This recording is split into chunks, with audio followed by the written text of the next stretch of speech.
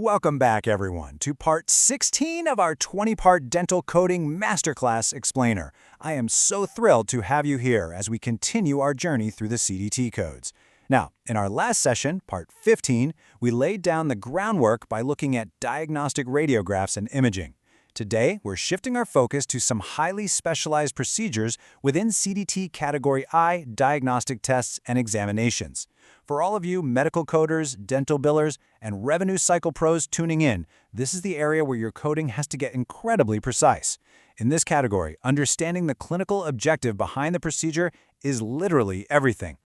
Here is our game plan for today. We'll be looking at pulp vitality with D0460, caries susceptibility with D0425, oral cancer screenings under D0431, and diagnostic casts with D0470 before wrapping up with a quick teaser for our next session. Let's jump right in. Section 1. Pulp Vitality. Code D0460. To really grasp what's happening with this procedure, we have to look briefly at the anatomy. You know the visible crown is covered by enamel, which is actually the hardest substance in the human body. Beneath that sits the dentin. But what we are really focusing on here is the innermost part of the tooth, the pulp. That inner pulp houses all the tiny nerves and blood vessels. It's exactly what nourishes the tooth and gives it sensory function. So when a patient comes into the clinic complaining of agonizing tooth pain, the dentist urgently needs to figure out what's happening inside that hidden pulp cavity. That brings us to code D0460. This is used when a provider applies thermal, electrical, or mechanical stimulation to evaluate how that inner pulp responds. Basically, the dentist is testing to see if the nerve inside the tooth is still alive and kicking, or if it's unfortunately become necrotic and died. They might use a blast of cold stimulus, a specialized electric pulp tester, or just mechanical means to gauge that neurovascular response. So, what's the big takeaway here? This test is usually performed to establish medical necessity. Specifically, the clinical objective is to determine whether a tooth has reached the point of needing major endodontic treatment, like a root canal. As coders, you absolutely want to look for this in the documentation. The provider is running this test to decide on the right course of action before committing the patient to a serious, irreversible treatment plan. Section 2. Caries susceptibility. Code D0425. Now, caries is simply the clinical term for cavities.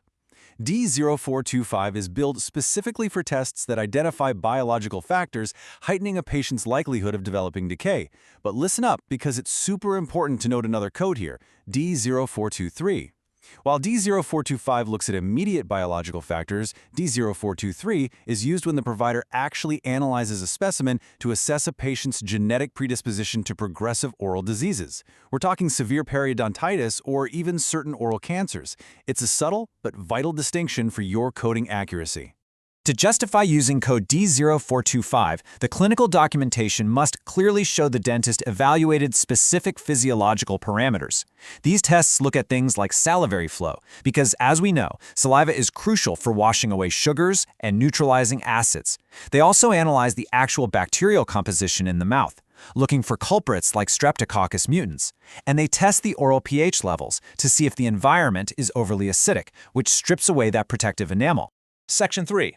Oral cancer screening, code D0431. Now, what's really fascinating about D0431 are the mandatory administrative rules attached to it. D0431 describes an adjunctive pre-diagnostic test that aids in detecting dangerous mucosal abnormalities, including premalignant and malignant lesions. I want you to mentally highlight the word adjunctive here. It means this test is used in addition to other standard procedures to help catch early signs of oral cancer that are totally invisible to the naked eye. This code specifically covers the use of advanced visual screening devices. These are incredible specialized tools that utilize different types of light, fluorescence, or chemoluminescence to make abnormal tissue glow or stand out. So if you're reviewing clinical notes and you see the provider mentioning the use of devices like Oral ID, VisiLight, Microlux, Velscope, or Identify, boom! This is exactly the code you're going to use. But here is a massive trap that so many coders fall into. 0431 covers the pre-diagnostic device screening itself, but it explicitly excludes cytology or biopsy procedures. Let me repeat that. If the provider uses a Velscope, spots an abnormality, and then takes a biopsy during that exact same visit, that biopsy is a completely separate surgical procedure. You should never, ever bundle them together. Furthermore, you have to adhere to this strict billing requirement straight from the coding guidelines. D0431 can only be billed after a standard physical and visual exam has already been completed by the dentist. Remember how we emphasized it was an adjunctive test? It doesn't replace the standard oral cancer screening that's part of a routine evaluation. It's an extra, highly specialized step taken only after that standard baseline evaluation is completely done. Section 4. Diagnostic casts, code D0470. You might also hear these called study models.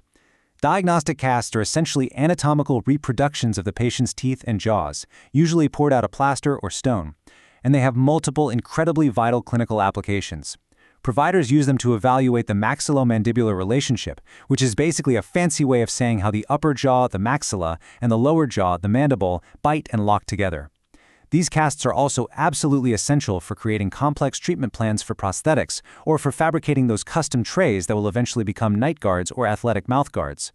When you see documentation for taking impressions specifically to create these study models, D0470 is your go-to code. Section 5.